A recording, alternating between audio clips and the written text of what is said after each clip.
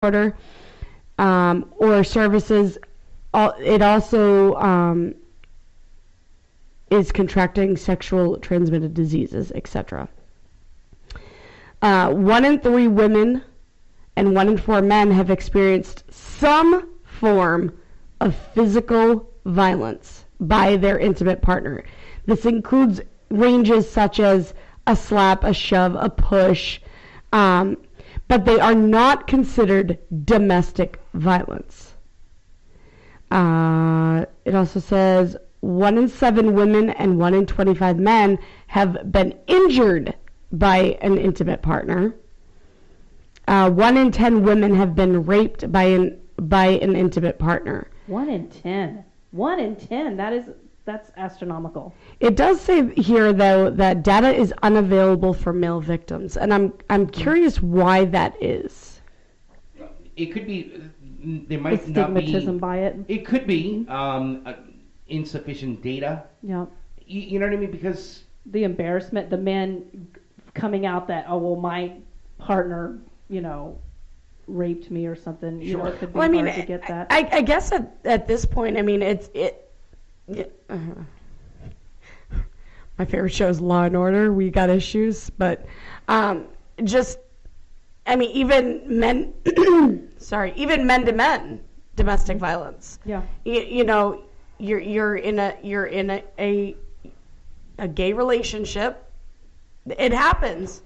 It doesn't have to be a female male. it could be male to male. It could be male to male. Sure. It could be female to female. Mm-hmm. At this point, it really is. The way the way the world is evolving. Okay.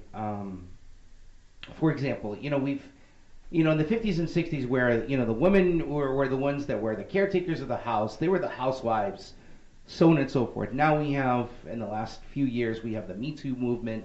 Women are coming out more, being empowered, speaking up of situations that occurred in their lives. And I think what you're going to see in the LGBT community is a form of Me Too movement coming up in the near future as well. And I think that's where probably the supporting data will happen too. And I think there's going to be some guys out there going, you know what? This can happen to guys too. And the statistics that you mentioned are, 1 in 3, 1 in 4, 1 in 9. This is So, I'm lost for words. I am too. It's unbelievable to me that many people find it okay to physically harm the person that you are supposed to love. It's ridiculous. I will say, not that it makes it any better, but it literally, that was the, 1 in 4 women, 1 in 9, experience some sort of violence. When you break that down, though, it's 1 in 3 women or 1 in 4 men have experienced physical violence, which range in behaviors from, 1 in 7, what the frick did it go? Oh, 1 in 4 women and 1 in 7 men have severe physical violence, which includes beatings, burning, strangling. Oh my God. So the numbers are bad. Like, Erin, if you could do me a favor at some point, either during the show or after the show, can you post that link? Yeah, absolutely. On our CommonSense page? I'll do it right now. People need to know that. Mm-hmm. Again, I'm lost for words. Let's continue on with certain other things here. We posted, we actually wrote our own news story. Hold on 1 second here. Where is it? Oh, shit. I'm sorry. We're obviously Sorry. we're doing this live here. We're each trying to do something else, and it's just. We're multitasking here. If you want to comment anything, if you want to bring up something that you want to talk about on our show, it's again CommonSense New Hampshire. We want to thank everybody for listening. We want to thank our iHeartRadio listeners. We want to thank our Spotify listeners. We do have our YouTube channel as well. And then you can also message us via Facebook, and then you can also tweet us at CommonSense NH as well. The I love this guy. This guy was awesome. To find out that Luke Perry passed away, he had a stroke, and then immediately after that, he passes away. This guy's he was young. He was. He 52. That's not old. That's not old at all. Impacted a lot of people. For the '90s girls out there. Was Me. Luke Perry. Yeah, Luke Perry was the heartthrob, teenage heartthrob, and Yes, it's really sad to hear of that. It was good to know though that he was surrounded by his family when it happened. But wow, yeah, what a shock. It's. Luke passed away Monday morning, this past Monday, I should say, at St. Joseph's Hospital in Burbank, California. According to representatives and family of Luke, Luke was surrounded by his children, Jack, Sophie, and fiancee Wendy Madison Bauer, ex-wife Minnie Sharp, mother Ann Bennett, stepfather Steve Bennett, brother Tom Perry, sister Amy Coder, and other close family members and friends. He was rushed to the hospital on Wednesday morning after suffering a stroke while he was at his Sherman Oaks, California home. Doctors had sedated Luke. They actually put him in a coma, hoping to give his brain a fighting chance to recover from the trauma of his stroke. But apparently the damage was too extensive. Luke had a prolific acting career on TV and in movies, getting his start on the early 80s, becoming a household name on Beverly Hills 90210. After that, his career exploded. Most recently, he had a starring role as Archie's dad on CW's hit show Riverdale. Now, if I remember correctly, Aaron, he was a race car driver as well. Yes, he was. And he actually had a traumatic accident as well. He was near death to that as well. Wow. Luke Perry was 52 years old. Crazy. Yes, it is. Let me see if I can find it for you. Find what? Race What are you car looking driver. for? I was looking to see. I'm trying to remember when. His race. Oh yeah, 2003, 2004, I think it was, maybe. While you're finding that, let me continue with another story here. One of you guys posted this. I'm not sure if it was Mike or you, Kimber.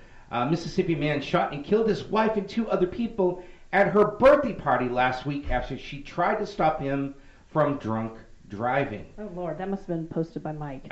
Michael Barnhill, 30, of Winona, is charged of 3 counts of homicide and 2 counts of attempted murder, according to news outlets. Carroll County Sheriff Clint Walker said Barnhill is jailed without bond. It was not immediately clear Wednesday whether Barnhill is represented by an attorney and was available for comment about these charges. Goodness. Witnesses told investigators that Marley Jones Barnhill kept the keys to the couple's truck during the gathering on Friday, the night before of what could have been her 27th birthday. Quote, these were all good friends having a nice time and a nice get-together. Walker said in a statement released after Barnhill appeared on court on Monday. Michael Barnhill, however, became drunk and belligerent during the course of the evening. The others discouraged his drunkenness and he became angry and combative. The sheriff said Marley Barnhill kept his truck keys from preventing him from driving away in his drunken state. Marley was trying to do the right thing to protect his life and the lives of other drivers. Walker said Michael Barnhill got a pistol out of his truck, slapped a cigarette out of her hand, and shot her in the chest, and fatally shot the party's host, 44-year-old Jim Harwell, and his 39-year-old wife, Brooks Harwell. 2 other women went upstairs to protect Harwell's 10-year-old son, who was asleep. Marley Barnhill and Jim Harwell died at the home. Brooks Harlow died as emergency responders were taking her via helicopter to a Jackson hospital in the area. Walker said Michael Barnhill left the home, returned while deputies were there. He acted as though he didn't know what happened.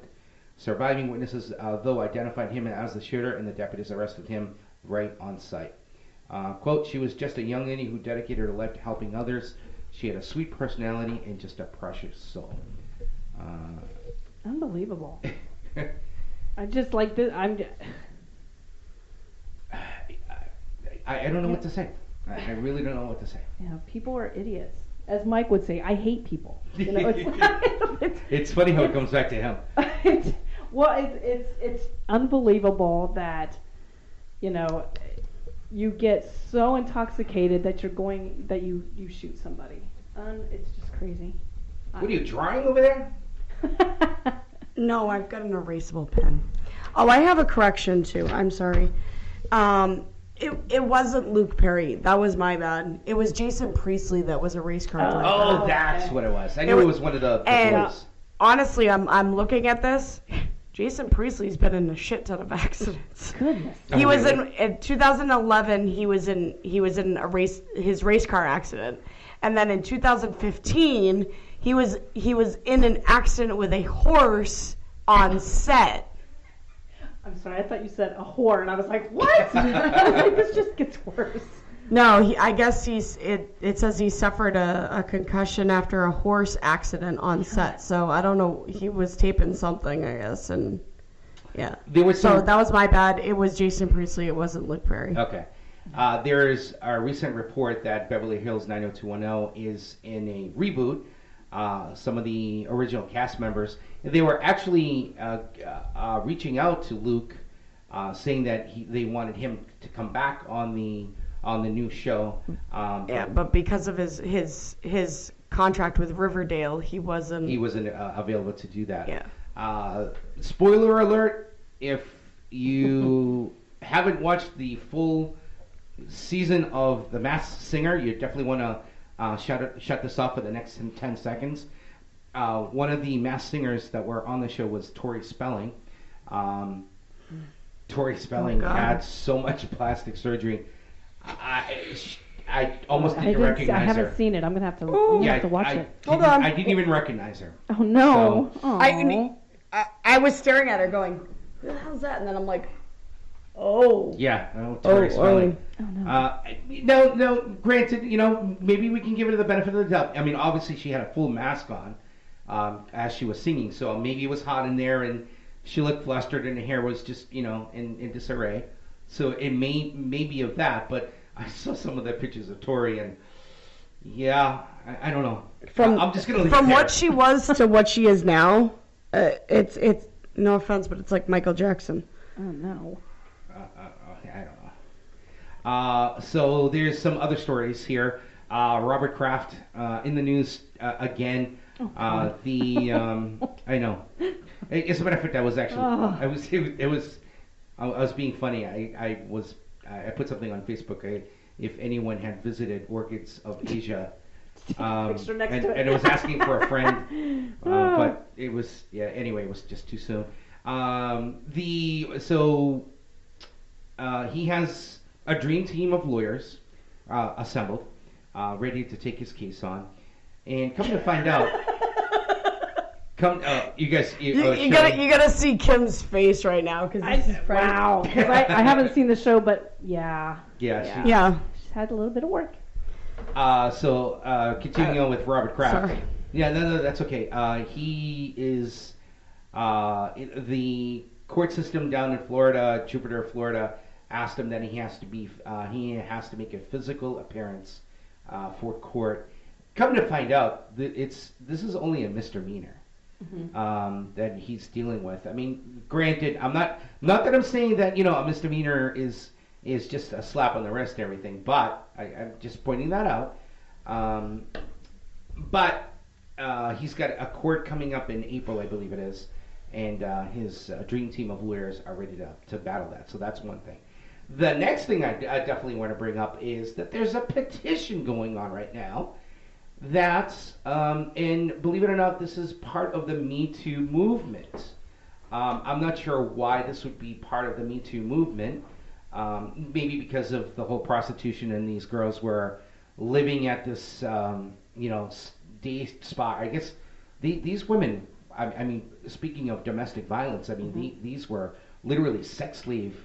So they lived there like a brothel. They though? Like, that's the thing. Like, they have court documents, and the police department says that they found cots. No. They found beds. I'm not saying that they weren't living there. What I'm saying is